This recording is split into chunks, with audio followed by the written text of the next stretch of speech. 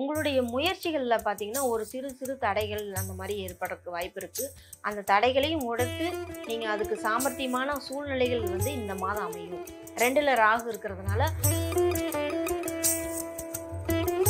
3ல வந்து சனி பகவான் இருக்கிறதுனால, அவரு வக்ரகதியில இருக்கிறதுனால, உங்களுடைய பொறுப்புகள் வந்து அதிகமாக இருக்கும். உங்களுடைய திறமைகள் பளிச்சிடும். நிர்வாக திறமையும் அருமையாக இருக்கும். ஆனா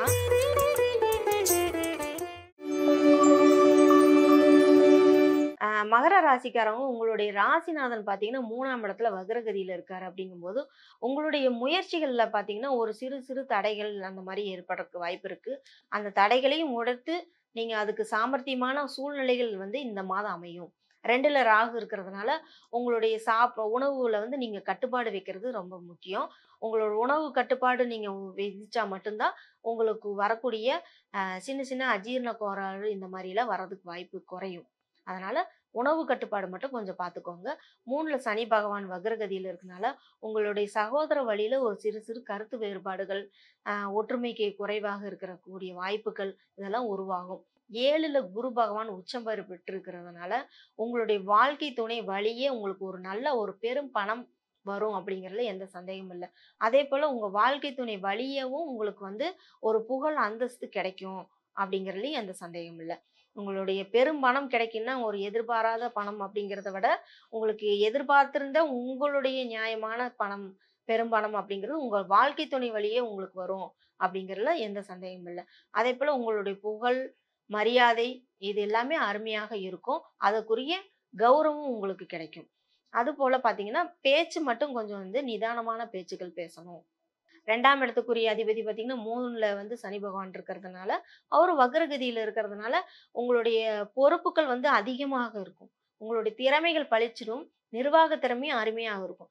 ஆனா, அதே போல உங்களுக்கு அதுக்கு தகுந்த அந்த பேச்சுல வந்து ஒரு தன்னடக்கம் அப்படிங்கிறது கண்டிப்பா இருக்கணும். அந்த பேச்சுல கொஞ்சம் ஆணவம் அதிகமாயிருச்சு அப்படின்னாலே, உங்களுக்கு வந்து உங்களுக்கு கிடைக்கக்கூடிய புகழ் இதில் எல்லாமே குறையறதுக்கும் வாய்ப்பு இருக்கு. அதனால இனிமையான பேச்சுக்கள பேசி நயமா பேசி வேலை வாங்கக்கூடிய சூழ்நிலையை அமைச்சுக்குங்க. அப்பதான் உங்களுடைய தொழில்ல, உங்களுடைய வேலைக்காரவங்க எல்லாருமே வந்து உங்களுக்கு அனுசரிச்சு செல்வாங்க அப்படிங்கிறது தான். 10ல புதன் இருக்கும்போது, உங்களுக்கு புதிய புதிய ஆர்டர்கள் கிடைக்கும். புதிய வாய்ப்புகள் உண்டாகும். அப்ப வியாபாரம் செய்யறவங்க, இந்த வியாபாரம் வந்து பார்த்தீங்கன்னா, நல்ல ஒரு வளர்ச்சி பாதையை உங்களுக்கு நல்ல ஒரு முன்னேற்றத்த குடுக்கக்கூடிய இந்த மாதம் வந்து 10ல புதன் வந்து உங்களுக்கு குடுப்பாரு. 8ல கேது இருக்கறனால உங்களுக்கு வீடு இந்த மாரியான விஷயங்கள்ல நீங்க வழியில தடைகள், நடக்கும்போது நடக்கிற பாதையில உங்களுக்கு சிறு சிறு பாதைகள பிரச்சனைகள குடுக்கக்கூடிய வகையில அமையும். 8ல கேது இருக்கும்போது ஒரு அமானுஷ்யமான உணவு. நைட்டு தூங்கும்போது எனக்கு அங்க வந்து அழுத்துது. ஒரு மாரி மன அழுத்தத்துக்கு உண்டாகுறது. ஒரு அமானுஷ்யமான விஷயங்கள் நடக்கிறது. ஒரு பேய் படம் பார்த்துட்டு தூங்குனீங்கன்னா, ஒரு பேய் கனவுகள் வர்றது. இத மாரியான விஷயங்கள்லாம் நடக்கும். அப்ப நைட்டு தூங்கும்போது ஒரு ஒரு 5 நிமிடம் தியானம் செய்து விட்டுட்டு, அதன் பிறகு நீங்க தூங்குனீங்கன்னா, நல்ல தூக்கம் கிடைக்கும். நல்ல ஒரு மகிழ்ச்சியான தூக்கம் அப்படிங்கிறது நல்லா கிடைக்கும். அப்ப அந்த அமானுஷ்ய உணர்வுகள்லாம் இல்லாம இருக்கிறதுக்கு, நீங்க நைட்டு ஒரு 5 நிமிடம் தியானம் செய்த பிறகு தூங்கணும். அதேபோல 11ல வந்து சூரியன் இருக்கிறதுனால, உங்களுக்கு அரசாங்க வழியிலயும், உங்களுடைய பூர்வீக சம்பந்தமான விஷயங்கள்ல, உங்களோட தந்தை வழி உறவுகளால உங்களுக்கு நல்ல ஒரு லாபம் கிடைக்கும் அப்படிங்கிறதுல எந்த சந்தேகமும் 11ல செவ்வாய் வந்து ஆட்சி பெற்றிருக்கிறதுனால, பூமி சம்பந்தமான விஷயங்களையும் உங்களுக்கு நல்ல லாபம் கிடைக்கும். விவசாயம் பார்த்தீங்கன்னா, இந்த மாசம் உங்களுக்கு அருமையான ஒரு நல்ல வளர்ச்சிய குடுக்கும். ஒரு லாபத்தையும் அள்ளி குடுக்கும் அப்படிங்கிறது தான். மண் சம்பந்தமான விஷயங்களும் உங்களுக்கு நல்லாருக்கும். அப்போ பூமி தொடர்பு உடைய செவ்வாய் பகவான நீங்க வழிபாடு செய்யணும். செவ்வாய் வழிபாடு செய்யும்போது செவ்வாய்க்கிழமை செவ்வாய்க்கிழமை நீங்க முருகன வழிபாடு செஞ்சு ஒரு விளக்கு போட்டு நீங்க வழிபாடு செய்யும்போது, இந்த பூமி சம்பந்தப்பட்டமான விஷயங்கள்ல உங்களுக்கு ஒரு நல்ல லாபம் கிடைக்கும் அப்படிங்கிறது தான். நன்றி, வணக்கம். இந்த மாதத்துல நம்மளுடைய ராசி பலன்கள், உங்களுடைய ராசிக்கு என்ன மாரியான பலன்கள் கிடைக்கும் அப்படிங்கிறத நம்ம இங்க பார்க்கலாம். இப்போ உங்களுடைய ராசிக்கு அப்படின்னா, காலபுருஷ தத்துவப்படி உங்களுடைய ராசிகள்ல எந்தெந்த கிரகங்கள் வந்து இப்ப இருக்கு அப்படிங்கிறதையும் நம்ம பார்த்துரலாம். ஃபர்ஸ்ட் பார்த்தீங்கன்னா குரு பகவான். குரு பகவான் வந்து பார்த்தீங்கன்னா, அதிசாரமா பெயர்ந்து மிதுன ராசியிலிருந்து கடக ராசியில வந்து உச்சம் பெறக்கூடிய அமைப்பில இந்த மாதம் முழுக்க உச்சம் பெறுகிறார். அப்படி இருக்கும்போது, குரு பகவான் ஒரு நல்ல அமைப்புல இருக்காரு. உங்க ராசிக்கு அது எத்தனாம் இடத்துல இருக்குது அப்படிங்கிறத நம்ம இப்ப வரிசையில பார்ப்போம். அதற்கு முன்னாடி கிரகங்கள் வந்து எந்தெந்த இடத்துல இருக்கு, என்னென்ன ராசியில அமைய பெற்றிருக்கு அப்படிங்கிறத நம்ம பார்க்கலாம். குரு பகவான் கடக ராசியில உச்சம் பெறுகிறார். அடுத்து பார்த்தீங்கன்னா சிம்ம ராசியில கேது பகவானும், கன்னி ராசியில சுக்கிரனும், துலாம் ராசியில சூரியன், புதன், செவ்வாயும் அமர்ந்திருக்காரு.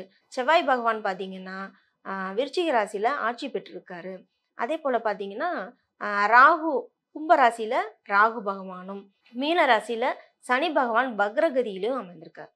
அப்போ இந்த கிரகங்கள்லாம் உங்களுக்கு என்ன மாதிரியான பலன்களை கொடுக்கும் அப்படிங்கிறத நம்ம எடுத்துக்கலாம். இப்போ காலபுருஷ தத்துவப்படி பார்த்தீங்கன்னா 12ஆம் இடத்துல சனி பகவான் வக்ரகதியில் அமைஞ்சிருக்கிறதுனால மக்கள் பார்த்தீங்கன்னா பயணம் செல்லக்கூடிய வகையில் அந்த பயணத்தில் ஒரு சிறு சிறு பிரச்சனைகள் இந்த மாதிரியான நடக்கும். மருத்துவ செலவுகளும் அதிகமாகும். இந்த மருத்துவ செலவுகள்லாம் நீங்கள் குறைக்கணும் அப்படின்னா உங்களுக்கு காலில் இப்போ சனி பகவானோட ஆதிக்கம் அதிகமாக இருக்குது அப்படின்னா காலில் நீங்கள் செப்பல் போடாமல் கூட நடக்கலாம். சனியோட வக்ரகதி பார்வையோட வந்து கன்னி ராசிக்கு விழுகுது.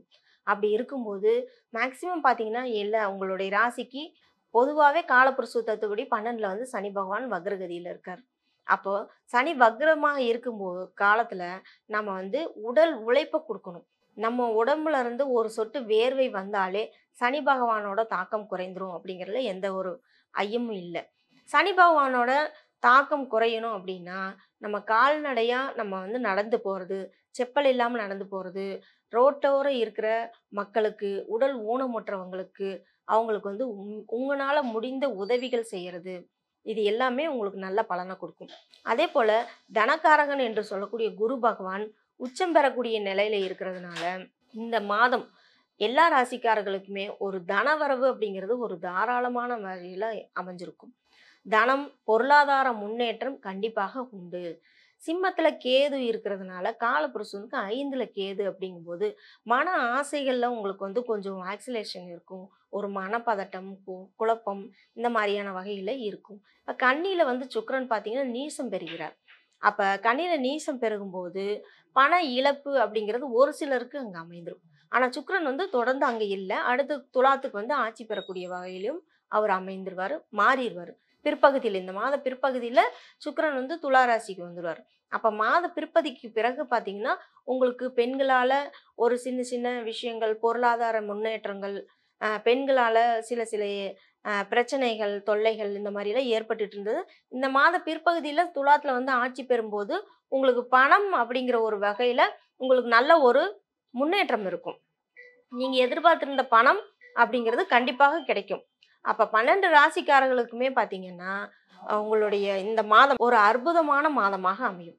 அதனால இந்த 12 ராசிக்கும் நல்ல ஒரு முன்னேற்றம் இருக்கும், நல்ல ஒரு வழிபாடு இருக்கும் அப்படின்னா. ஆனா காலபுருஷன் தத்துவத்துல 8ஆம் இடத்துல பார்த்தீங்கன்னா செவ்வாய் ஆட்சி பெறுகிறார்.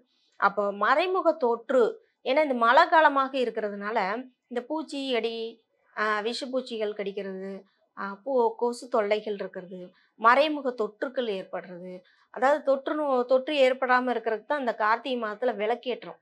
அப்ப அந்த விளக்குங்கிறது நீங்க வந்து அகல் விளக்கு, மண் சட்டியில அகல் விளக்கு சுத்தமான நல்லெண்ணெய் ஊத்தி நீங்க வந்து இந்த மாதம் தொடங்கும் போதே நீங்க வந்து விளக்கேத்த ஆரம்பிச்சிடணும். வீட்டு வாசல்ல வந்து 2 விளக்காவது இருக்கணும். முந்தைய காலைகள்ல பார்த்தீங்கன்னா மாடம் இருக்கும். அந்த மாடத்துல வந்து விளக்கேத்துவாங்க.